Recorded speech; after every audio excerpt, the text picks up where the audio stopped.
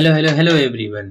चलिए फिर से हम आ गए हैं एक नया लेक्चर लेके आपके लिए। जैसा कि हम लोग ने प्रॉमिस किया था स्ट्रेटजी वाले वीडियो में कि हम लोग वर्ड टू वर्ड इस पूरे यूनिट को कवर करेंगे और पूरे सिलेबस को कवर करेंगे। तो हम लोग ने इसके पहले देखा था सोशियोलॉजी और डेफिनेशन, उसके नोट्स आपको टेलीग्राम चैनल पे मिल गए होंगे, आप देख सकते हैं वहां पे जाके लिंक पे। अब आज हम लोग बात करने वाले हैं टेलीग्राम चैनल या ब्लॉग पे जाके। अब आज हम लोग बात करने वाले हैं उसके आगे का। चलिए जल्दी से मैं आपको सिलेबस दिखा देता हूँ। नेचर एंड स्कोप हम लोगों ने डेफिनेशन कवर करी थी, उसके बाद है नेचर एंड स्कोप। तो आज हम लोग कवर करने वाले हैं nature and scope of sociology. तो जल्दी से समझते हैं। देखिए, नेचर मतलब सोशियोलॉजी जर्नलाइज है या स्पेसिफिक है। सोशियोलॉजी का नेचर तो साइंटिफिक नहीं, सोशियोलॉजी का नेचर क्या है, ये बहुत ज्यादा स्पेसिफिक एरिया पे बात नहीं करती है, इसका व्यू बहुत ब्रॉड है। सोशियोलॉजी का जो स्कोप है और जो नेचर है, नेचर बहुत ब्रॉड है। मतलब फिजिक्स में भी सोशियोलॉजी आ जाएगी, ज्योग्राफी में भी सोशियोलॉजी आ जाएगी, इकोनॉमिक्स में भी सोशियोलॉजी आ जाएगी, साइकोलॉजी में भी सोशियोलॉजी आ जाएगी। मतलब इसका जो नेचर है ये जर्नलाइज है, ये बहुत स्पेसिफिक नहीं। जैसे फिजिक्स, अब फिजिक्स मोशन की बात करेगा, फिजिक्स में आप ह्यूमन बॉडी नहीं, मतलब आई तो पढ़ते हैं, लेकिन फिजिक्स में हम ह्यूमन बॉडी को कैसे काटते हैं, कौन कौन सी बीमारियां होती हैं, ये नहीं पढ़ते, वो हम सब बायोलॉजी में पढ़ते हैं। तो ये बहुत स्पेसिफिक सब्जेक्ट है। लेकिन सोशियोलॉजी ऐसा नहीं है।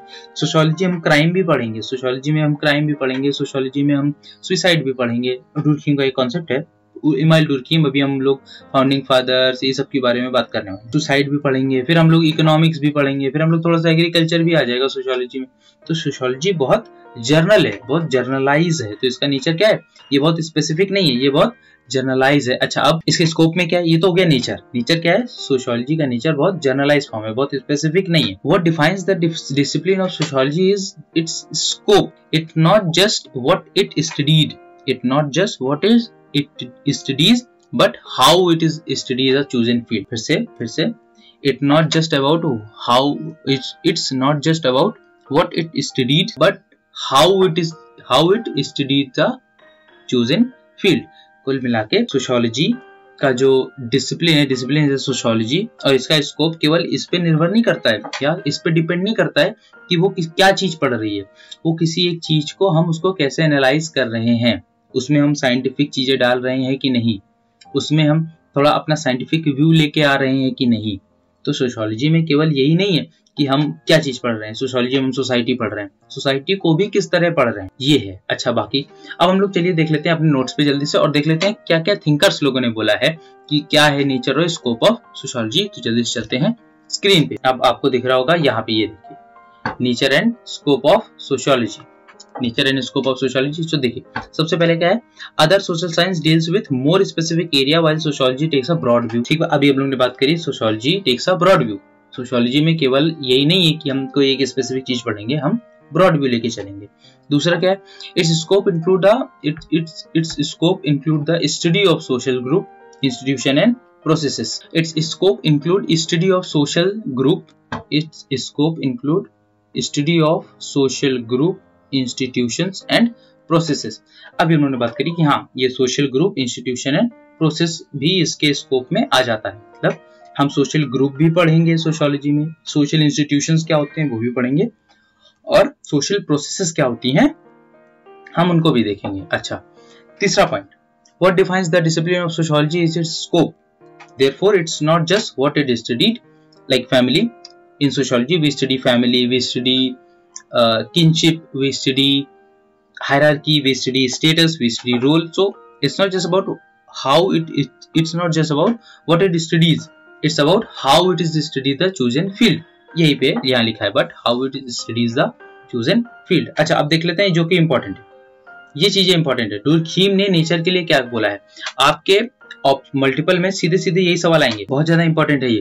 जैसे लिखेंगे अकॉर्डिंग टू डुर्खीम, या फिर उनका कोई एक स्टेटमेंट दे देंगे और वो बोलेंगे क्या ये सही है कि नहीं, या इसकी जगह क्या क्या हो सकता है, या किस राइटर ने या किस थिंकर ने इस चीज को बोला है। 3-4 चीजें पूछेंगे वो आपसे। तो इसके बाद फिर से चलते हैं नोट्स पे जल्दी से और देखते हैं कि हाँ, डुर्खीम ने क्या बोला है। अकॉर्डिंग टू डुर्खीम, ये देखिए, according to Durkheim, scope of sociologist is to study the social facts in the society. Social facts in the society.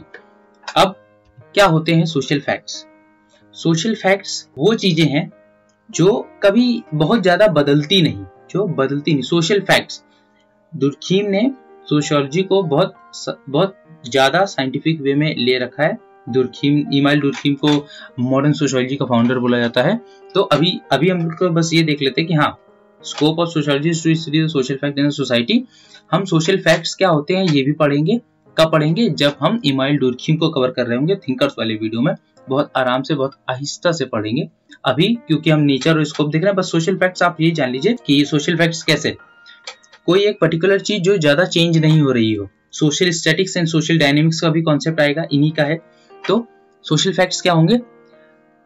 जो ऐसी सोसाइटी है, जैसे फॉर एग्जांपल काम करने कोई जा रहा है तो ये एक सोशल फैक्ट है।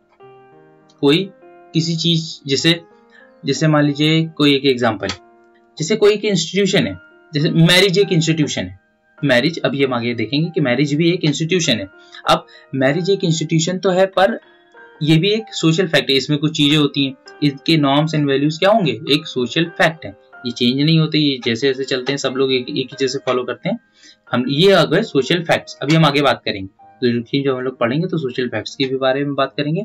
अब देखते हैं अपने नोट्स पे कि क्या बोल रहे हैं Marx. According to Marx, scope of sociology is to study the dynamics of forces and relations of production. Forces and relations of production.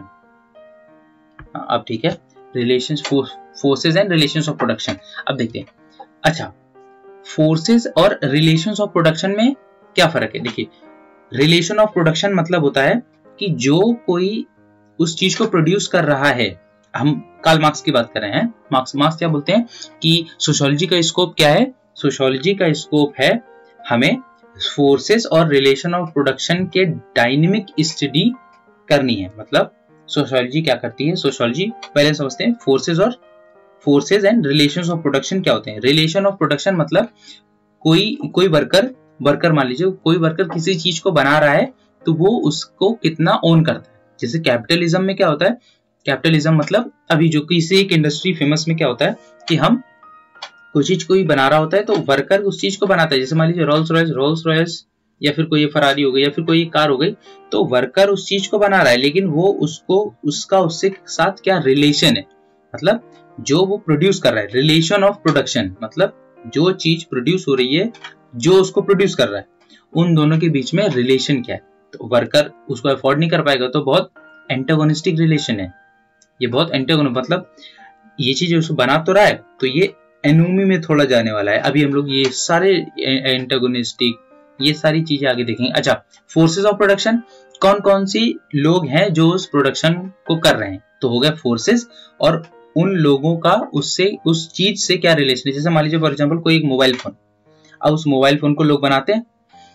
अब उस मोबाइल फोन को जो लोग बना रहे हैं वो हो गए फोर्सेस ऑफ प्रोडक्शन, क्योंकि वो फोर्स हैं, वो उस चीज को बना रहे हैं। अब उनका उस चीज से, उस मोबाइल फोन से क्या रिलेशन है? क्या वो उसको अफोर्ड कर सकते हैं? क्या वो उसके हकदार हैं? क्या वो उसके ओनर हैं? या कोई और ही है जो उसको बेच रहा है, उससे प्रॉफिट ले रहा है और इनको कुछ नहीं मिल रहा? ऐसा एक एग्जांपल है जो कि होता है। वर्कर को उतना ज्यादा का, कोई रोल्स रॉयस बना रहा है या फिर कोई कार बना रहा है, कोई कार के पूरे प्रॉफिट उसको नहीं मिलता, बहुत मिनिमल मिलता, बाकी तो सब एंटरप्रेन्योर्स लोग ले जाते हैं। अच्छा, अब तो ये हो गया रिलेशन ऑफ प्रोडक्शन और फोर्स। अब हम समझ गए फोर्सेस ऑफ प्रोडक्शन कोई एक चीज को बना रहा वाला, और रिलेशन ऑफ प्रोडक्शन कोई एक चीज को उसके साथ क्या रिलेशन है, उस चीज का, जिस चीज को उसने बनाया उससे उसका क्या रिलेशन है। मार्क्स बोलते हैं कि सोशियोलॉजी का स्कोप ही है ये। सोशियोलॉजी का स्कोप ये भी है कि फोर्सेस और रिलेशन ऑफ प्रोडक्शन के डायनेमिक्स को समझना, डायनेमिक्स को पढ़ना। और देखते हैं और थिंकर्स क्या बोलते हैं। हम लोग ने देखा डुर्कीम देख लिया, हम लोग ने इमाइल डुर्कीम और कार्ल मार्क्स देख लिया। अब हम देखते हैं वेबर। मैक्स वेबर क्या बोलते हैं? इनका पूरा नाम है मैक्स वेबर। और हाँ, थिंकर्स के पूरे नाम याद रखिएगा, क्योंकि कभी कभी होता है कि मल्टीपल चॉइस में पूरे नाम की, जैसे आपने मान लीजिए जैसे मान लीजिए वेबर याद रखा, वेबर का तो नहीं आएगा। जैसे मान लीजिए पार्सन हो गए, या अभी आएंगे रेडक्लिफ ब्राउन, या आएंगे अभी क्लाउडी लेवी-स्ट्रॉस आएंगे। तो इन लोग के पूरे नाम याद रखना ज्यादा जरूरी है, क्योंकि कभी कभी क्या होता है आपको पहला वर्ड दे देगा और आपने कॉम्टे पढ़ रखा होगा या आपने लेवी-स्ट्रॉस पढ़ रखा होगा, लेकिन उसमें क्लाउडे लिख देगा। क्लाउडे लेवी-स्ट्रॉस पूरा नाम ये है। अब उन्होंने लिख दिया, आपने क्लाउडे या लेविस्ट्रॉस याद रखा है, उन्होंने क्लाउडे लिखा केवल, तो इसमें कंफ्यूजन हो जाता है, तो आपको पूरा नाम याद रख के चलना है। तो चलिए फिर से चलते हैं स्क्रीन पे और देखते हैं वेबर। वेबर क्या बोलते हैं? वेबर बोलते हैं scope of sociology is to study the social actions. Social actions, अब सोशल एक्शंस अभी हम नहीं समझेंगे, अभी केवल ये स्टेटमेंट देख लीजिए। सोशल एक्शंस भी आगे आपके सिलेबस में है, तो उसको अच्छे से कवर करेंगे। टेलकॉट पार्सन क्या बोलते हैं? Scope of sociology is to study the action systems. दोनों अलग अलग चीजें हैं, सोशल एक्शंस और एक्शन सिस्टम दोनों अलग अलग चीजें हैं। एक्शन सिस्टम्स में चार चीजें ब्लॉक हो जाएंगे, वो अभी हम आगे देखेंगे, ये भी आपके सिलेबस में है, एक्शन सिस्टम और सोशल एक्शंस। अगस्त कोम्ट इनको फादर ऑफ सोशियोलॉजी बोलते हैं, इनको बोलते हैं फादर ऑफ सोशियोलॉजी, इन्हीं को बोलते हैं। अच्छा अब देखते हैं ये क्या बोलते हैं, ये बोलते हैं Comte divided the scope into two categories, social statics and social dynamics. Auguste Comte ने स्कोप ऑफ सोशियोलॉजी को दो कॉन्सेप्ट में या दो कैटेगरी में डिवाइड कर दिया, एक है सोशल स्टैटिक्स और एक है सोशल डायनेमिक्स। अब समझते हैं, सोशल स्टैटिक वो चीजें जो सोसाइटी में कभी नहीं बदलती, और सोशल डायनेमिक्स, डायनेमिक्स का मतलब होता है चेंज, वो चीजें जो चीजें बदल जाएं, जो समय के साथ चीजें बदल जाएं, उन्हें बोलते हैं डायनेमिक्स, सोशल डायनेमिक्स, और जो चीजें ना बदले उन्हें बोलते हैं सोशल स्टैटिक्स। हर्बर्ट स्पेंसर क्या बोलते हैं? Herbert Spencer put an evolutionary approach and term society as an organism. जो हर्बर्ट स्पेंसर हैं, उन्होंने सोशियोलॉजी का या सोसाइटी को, जो स्कोप ऑफ सोशियोलॉजी था, उसको बोला है कि ये इवोल्यूशनरी अप्रोच लेके आए। जो हार्वर्ड स्पेंसर है, ये इवोल्यूशन मतलब पहले आदमी छोटा था, फिर पहले बंदर है, बंदर से फिर कुछ बना, कुल मिला के ये डार्विन के आसपास, डार्विन को यूज किया इन्होंने डार्विन को यूज किया अपनी थ्योरी को एक्सप्लेन करने के लिए। अब ये क्या बोलते हैं कि इन्होंने ये इवोल्यूशनरी अप्रोच दी। इन्होंने बोला कि सोसाइटी एक ऑर्गेनिज्म है, जैसे ऑर्गेनिज्म मतलब ह्यूमन बॉडी। अब ऑर्गेनिज्म कुछ भी हो सकता है, लेकिन उस एक ह्यूमन बॉडी भी तो एक ऑर्गेनिज्म है। ह्यूमन बॉडी मतलब ह्यूमन बॉडी के पास हार्ट है, ह्यूमन बॉडी के पास ब्रेन है, ह्यूमन बॉडी, और सबका अलग अलग काम है। हाथ है, हाथ के अंदर की मसल्स हैं, फिर हार्ट है और लंग्स हैं, तो सबका अलग अलग काम है। सेम ऐसी ही सोसाइटी है। हर्बर्ट स्पेंसर ये बोलते हैं, जैसे ये बॉडी है, बॉडी का अलग अलग काम होते हैं, जैसे ब्रेन का काम अलग है, आइज का काम अलग है, लंग्स का काम अलग है, हार्ट का काम अलग है, तो ऐसे ही सेम है सोसाइटी में भी डिफरेंट टूल्स हैं, डिफरेंट ऑर्गन्स हैं, और वो अपना अपना काम कर रहे हैं। उन्हीं की वजह से पूरी सोसाइटी काम कर रही है। वो अपना काम कर रहे हैं। जैसे हार्ट का काम है पंप, तो सोसाइटी में भी, जैसे मान लीजिए सोसाइटी में हॉस्पिटल, तो ये सब मिलके ही तो सोसाइटी बनाते हैं। तो इनका अलग अलग काम है, ये काम कर रहे हैं, इसीलिए सोसाइटी चल रही है। तो हर्बर्ट स्पेंसर एक इवोल्यूशनरी अप्रोच लेके आए थे। अब देखते हैं डुर्खीम ने भी स्कोप को डिवाइड किया है। Durkheim divided the scope as social morphology, social physiology and general sociology. अच्छा, ये सोशल मॉर्फोलॉजी, सोशल फिजियोलॉजी और जनरल सोशियोलॉजी, ये तीन टर्म है, इसको भी हम अलग से देखेंगे। इन्होंने स्कोप को डिवाइड किया। अच्छा, Max Weber introduce micro view in sociology. Macro view और माइक्रोव्यू में क्या फर्क होता है? देखिए, माइक्रोव्यू मतलब होता है किसी चीज को बहुत पास से देखना। पास से देखने का मतलब ये नहीं है कि मैक्स वेबर ने ज्यादा पास चले गए, ऐसा नहीं है। मैक्रोव्यू और माइक्रोव्यू मतलब होता है किसी चीज को बहुत ऊपर से देखना, सोसाइटी एज अ होल देख लेना। जैसे सोसाइटी एज अ WHOLE वाला होल देख लेना। जैसे हमने डिस्टिंक्शन नहीं किया, जैसे जो शुरुआत के सोशियोलॉजिस्ट थे, उन्होंने बहुत माइक्रो अप्रोच नहीं अपनाई, क्योंकि और जो मैक्स वेबर है, इन्होंने पर्सन टू पर्सन देखा, सोसाइटी को ऊपर से देखना और फिर किसी एक शख्स को देखना। तो जो हम सोसाइटी को बहुत ऊपर से देख रहे हैं, जैसे हम किसी 4 बिल्डिंग के ऊपर खड़े हो गए, वो ऊपर वाला नहीं। जैसे हमको सबको एज अ होल, जैसे सब इंसान को हम एज अ इंसान देख रहे हैं। किसी एक का नाम प्रिया हो सकता है, किसी एक का नाम राहुल हो सकता है, किसी का नाम, और राहुल की सब अपनी अलग अलग सिचुएशंस होंगी, और बाकी किसी और पर्सन होगा, जैसे मान लो रोहित की कोई अलग सिचुएशन होंगी। तो हम रोहित और राहुल में डिफरेंस नहीं कर रहे हैं, हम दोनों को एज अ पर्सन देख रहे हैं, एज अ ह्यूमन देख रहे हैं, as a element of society देख रहे हैं। तो वो होगा मैक्रोव्यू। पर मैक्स वेबर ने क्या इंट्रोड्यूस किया? सोशियोलॉजी को स्कोप को बढ़ाते हुए उन्होंने इंट्रोड्यूस किया कि हम पर्सन टू पर्सन भी तो एक स्टडी कर सकते हैं। हम राहुल के पॉइंट ऑफ व्यू से भी कोई चीजें देख सकते हैं, हम प्रिया के पॉइंट ऑफ व्यू से भी कोई चीज देख सकते हैं, हम बाकी लोग के पॉइंट ऑफ व्यू से भी तो कोई चीजें देख सकते हैं। तो ये तीनों चीजों को या फिर ये अलग अलग पर्सन टू पर्सन चीजों को बोलते हैं माइक्रो व्यू। तो मैक्स वेबर ने इसको इंट्रोड्यूस किया। अच्छा, अब आगे देखते हैं आगे वाले सोशियोलॉजिस्ट क्या बोलते हैं। अच्छा, आपको ये चिंता नहीं करनी है कि ये नोट्स मिलेंगे कि नहीं, ये नोट्स आपको टेलीग्राम पे मिल जाएंगे। आप नीचे देखिए डिस्क्रिप्शन में आपको लिंक मिल जाएगा, वहां जाइए टेलीग्राम पे, आप पीडीएफ डाउनलोड कर लीजिए, वहां पे पीडीएफ मिल जाएगी आपको। लिंक पे क्लिक करिएगा, पीडीएफ मिल जाएगी, वहां पे आप डाउनलोड करके आपको सेम यही चीजें मिल जाएंगी। तो यहाँ पे बहुत ज्यादा टेंशन लेने की जरूरत नहीं कि हम लिखें कि समझें, पहले समझ लीजिए, यही सेम चीजें आपको मिल जाएंगी। नियो मार्क्सिस्ट कौन थे?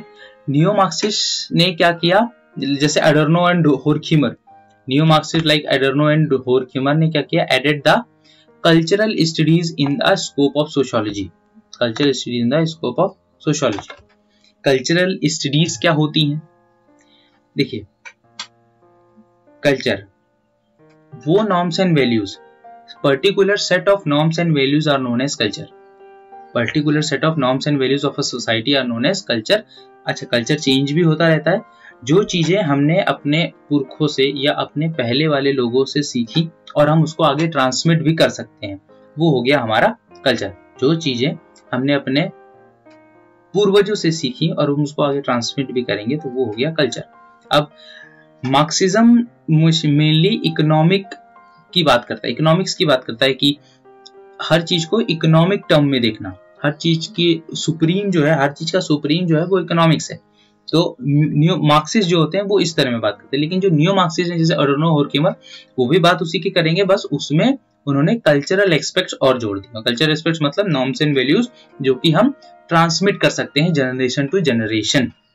अच्छा, अब आगे देखते हैं फेमिनिस्ट सोशियोलॉजी क्या बोलती है। फेमिनिस्ट सोशियोलॉजी क्या बोलती है? Feminist sociology also emerges which give gender based explanation in a society. Gender based explanation in a society.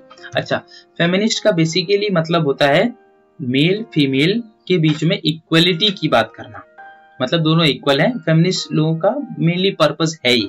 अब फेमिनिस्ट सोशियोलॉजी ने स्कोप कैसे बढ़ाया? अभी हम तो स्कोप ऑफ सोशियोलॉजी की बात कर रहे हैं ना, इन्होंने स्कोप कैसे बढ़ाया? इन्होंने जेंडर बेस्ड एक्सप्लेनेशन दिया। सोशियोलॉजी में जेंडर बेस्ड एक्सप्लेनेशन कैसे? जैसे पता नहीं कहीं से तो कोई स्टडी निकल के आती है कि womens are safe driver than men. तो ये जो वुमेन और मेन, ये जेंडर बेस्ड स्टडी थी, ये जेंडर बेस्ड स्टडी थी कि हम मेन और वुमेन के बीच में कंपेयर करके बता रहे हैं कि मेन से ज्यादा सेफ ड्राइवर वुमेन होती हैं। तो ये क्या है? ये जेंडर बेस्ड स्टडी है। तो इस चीज को स्कोप ऑफ सोशियोलॉजी में फेमिनिस्ट सोशियोलॉजिस्ट लोग ने ऐड किया। अच्छा, इसके बाद डेरेक डेरिडा एंड माइकल फोकोल्ट, ये है पोस्ट स्ट्रक्चरलिस्ट। अच्छा, हम पोस्ट स्ट्रक्चरलिज्म की भी बात करेंगे आगे। Analyse the modern institutions like jail, hospitals, school as a sign of increase in surveillance in society, as a sign of increase in surveillance in a society. अच्छा, जो ये माइकल फोकोल्ट है, माइकल फोकोल्ट को हम थोड़ा पोस्ट स्ट्रक्चरलिज्म इसलिए बोलते हैं क्योंकि ये थोड़ा मॉडर्न चीजों की बात करते हैं, ये थोड़ा मॉडर्न चीजों की बात करते हैं, जैसे जेल। अच्छा, jail, CCTV cameras, school, hospitals.